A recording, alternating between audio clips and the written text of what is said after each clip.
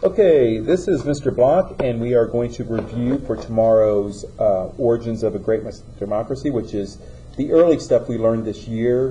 This is basically your 8th grade topics that you should actually come to this class already knowing, but we're going to do a test on it so that we can get a major grade in the grade book. You will also be asked to turn in your notebooks during the test, but those at home, I want you to video pages 1 through 10, front and back, and the table of contents, and send me a quick video showing me that you've completed all the questions.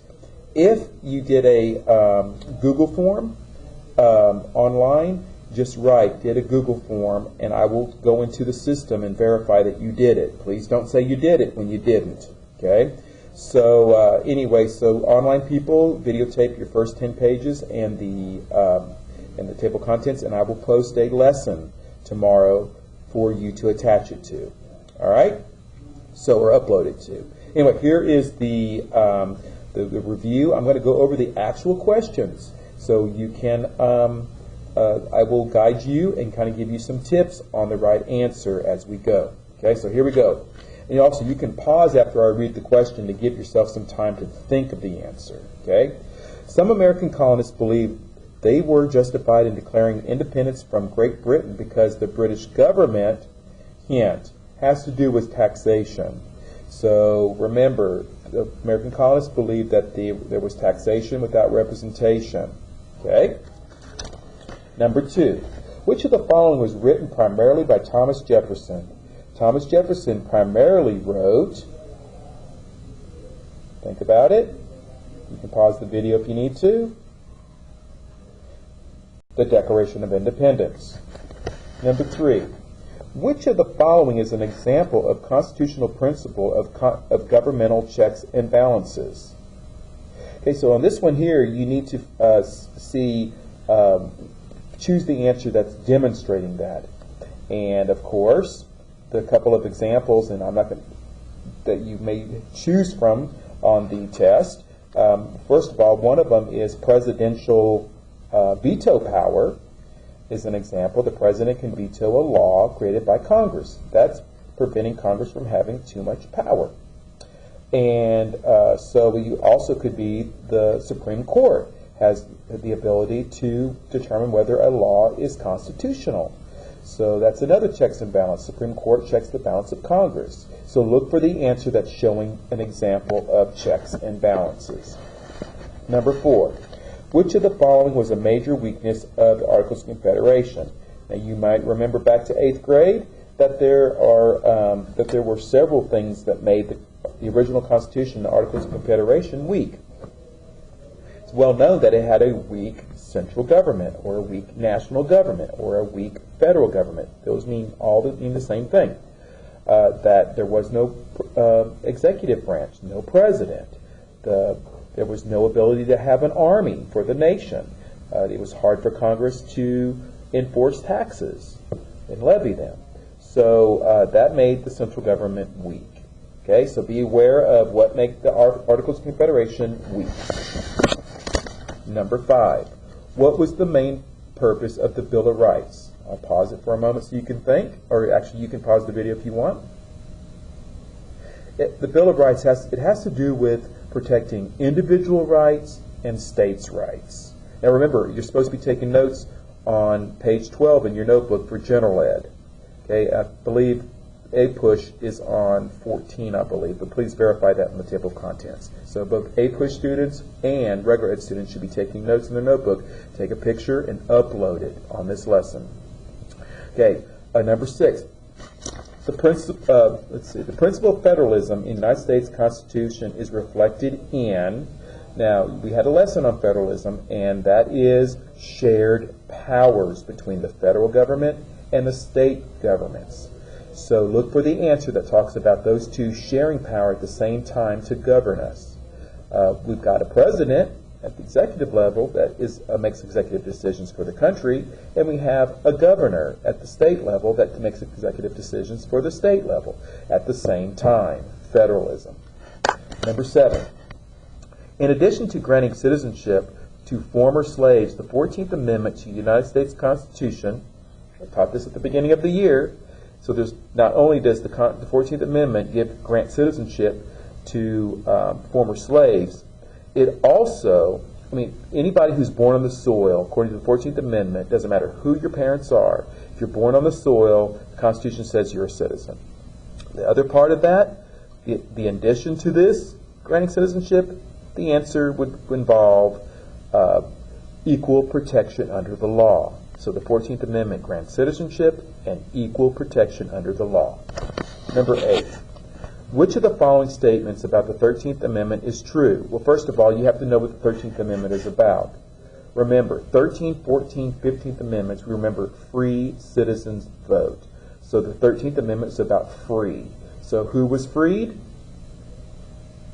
Of course, slaves were freed. So the 13th Amendment. So any question about the answer about the freeing of slaves. Okay? All right, number 9. Which is the clearest example of your alienable rights being violated? Now, you could be thinking about, is the freedom of speech being violated? Are your right to own a gun being violated? Are having troops in your house being violated? Are they not using a warrant to search your house? Are they not giving you a speedy trial? Which one is the clearest example of your rights being violated according to the Constitution and the Bill of Rights? Number 10. Which colonial grievance against Britain is forbidden by the U.S. Bill of Rights? Once again, look at your 10 Bill of Rights, your lesson on the Bill of Rights. Make sure you know what they all 10 cover, and look for a grievance, which is a complaint. Okay, which the colonies were complaining about something. Be able to pick out, now it's forbidden by the Bill of Rights. So be able to pick out that answer. Okay? Number 11. That the pretended power of suspending the laws or the execution by laws by regal authority without the consent of Parliament is illegal. The English Bill of Rights, 1689. Ideas similar to those expressed in the excerpt above are also found in the which document for Americans is this covered? Okay, so that in our government, it's the Congress that makes the laws. Okay, so which document says that the Constitution has the power to make laws? If you're thinking about that, I'll give you a hint. Look them up. It's either the Bill of Rights, the Constitution, the Federal Papers, or Common Sense. Which one of those would say that Congress's job is to create laws? Number 12. Which of the following would be a violation of freedom of speech and the freedom of the press, which are protected by the First Amendment to the United States Constitution? So your job is to figure out which situation is showing a violation of the First Amendment that's preventing somebody from reading something, saying something that, and I'll give you a hint. Sometimes you can say or print something that people don't like, but you have the freedom to do it in this country. So keep that in mind as well. 13. The years 1861 to 1865 are significant in the United States history because what major event happened during those years? 1861 to 1865. And if you're thinking in terms of the Civil War, you are correct. Keep that in mind for this question. 14. It is a mystery why they should maintain their allegiance to that government across the ocean which has trampled upon their liberties and livelihoods, an American patriot. The thought above from an American patriot was made in response to what happened down here that caused this to be written. That's what you're looking for. Okay? So that's how you're going to answer this question. What happened down here that inspired that we should not maintain our allegiance to Britain? Okay? 15. Okay. The period of debate is closed. Arms as the last resort. Decide the contest. Everything that is right or natural pleads for separation.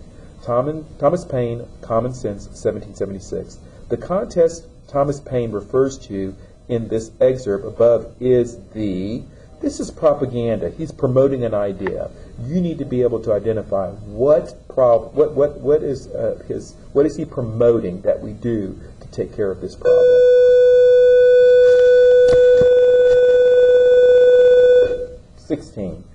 The United States Constitution was written in, you need the year it was written in, okay? Not the year that it was completely ratified and completely accepted by the states, but what year was it written in, okay? Grievances from the Declaration of Independence are on one column. Remedies in the Bill of Rights is in this column. So these are problems that were in the Declaration of Independence. And grievances are complaints. And here are the remedies. You need to show which of the following is the best summary of the information in the table. So why are there grievances here and remedies here? Pick the right answer, the best answer for explaining that. 18. In the Constitution of the United States, the direct election of representatives by the people demonstrates which principle of government. Now remember, we had 7 principles of the Constitution lesson, and that's in there. Which principle of the Constitution says representative government? We vote for people to vote for us. Okay, so look at your lesson on the 7 principles of the Constitution. Okay, and which one of the principles say we vote for people to vote for us? Representative government. Okay, use the information in the box and your knowledge of social studies to answer the following question. Okay, so it's giving examples of guarantee of a speedy trial, freedom of illegal searches and seizures, protection from self-incrimination during a trial, freedom of speech and religious worship. All the principles listed in the box are included in which of the following historical documents? So, which document is saying we have these protections? And I'll give you a hint. There's 10 of them in this group, and they're the first 10 amendments. Okay, so be looking that up to be able to say which historical document contains these things. All right, I'll give you a hint. First name is Bill. Okay, 19, 20, actually. Okay, one of the purposes of the Declaration of Independence was to, so you got to pick out one of the purposes, a purpose. But there were several purposes of it. Of course, we want independence, right? But it also served as communicating to other countries what we're about to do, so let them know. And then it was a breakup letter with King George, right? So be able to pick out one of the purposes of the Declaration of Independence in number 20. 21. To increase support for the new Constitution, James Madison, and Alexander Hamilton wrote, and I'll give you a hint. They were Federalists, and they thought we should have a new Constitution that was better than the Articles of Confederation when it comes to having a strong national government. So Federalist, and they wrote it on paper. So that's your big hint. Okay, the judicial power ought to be distinctive from both the legislative and executive, and independent from both, so that they may be check upon both, as both should be checks upon that. John Adams. Now, this says besides checks and balances. Which principle of the government does John Adams favor in this statement? Now, it's already saying checks and balances, but this one here is distinct from, and I'll give you a hint. Separation. So look at the principles of the Constitution and find out which one says separation. 23. The idea expressed in the Declaration of Independence that government derives its just powers from the consent of the governed is reflected best in the constitutional principle of. Okay, so consent of the government. How do we give the government consent? Through voting. They don't have power until we vote to give them power. So which principle of the Constitution allows the people to be in charge, and the government can't have power until we give them consent or permission? Okay, and I'll have to give you a hint. It means people power. So which principle of the Constitution means people power? And that's the answer for 23.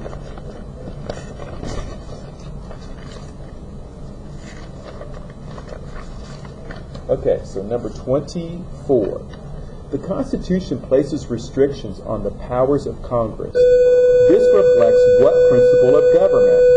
So the word to really look at is restrictions. Okay? So which principle of the Constitution puts restrictions on the government? And a synonym for restriction is limited.